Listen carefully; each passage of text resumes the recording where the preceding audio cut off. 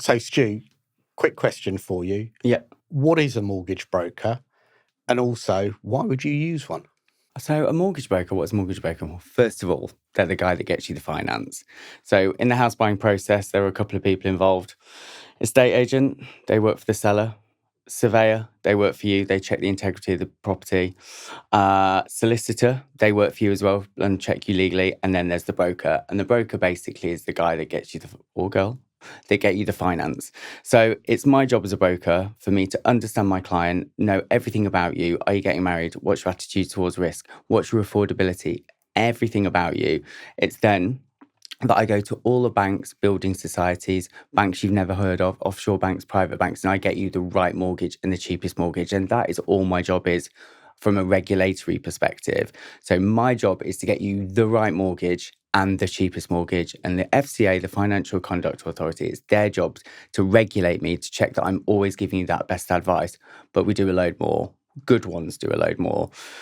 I often describe myself as 50% financial advisor, 50% counsellor, because it's a minefield. Yeah, especially as a first-time buyer. In fact, not even as a first-time buyer, even as a next-time buyer.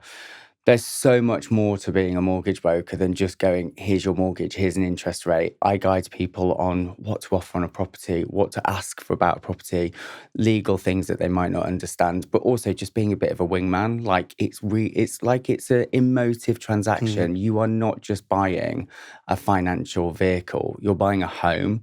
So, something like 3 or 4 in 10 won't go from offer to completion.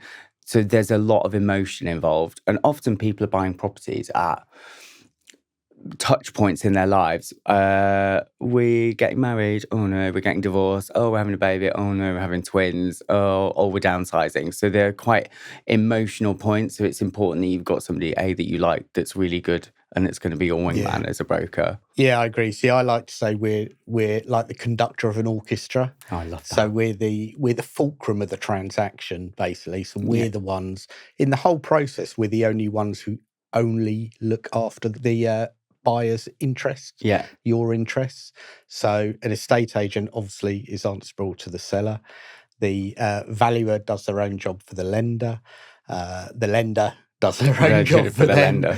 The conveyancer or the solicitor actually looks after both. It has a duty of care to the lender as well as you. So we're the one person who puts everything together, the one person you can shout at to make sure that your transaction goes through on time in the right way, and you get the house of your dreams. I think also for you to be a good broker, you need to know your client. You need to understand your client. To be a good conveyancer, you just need somebody's name, address, and their and their details.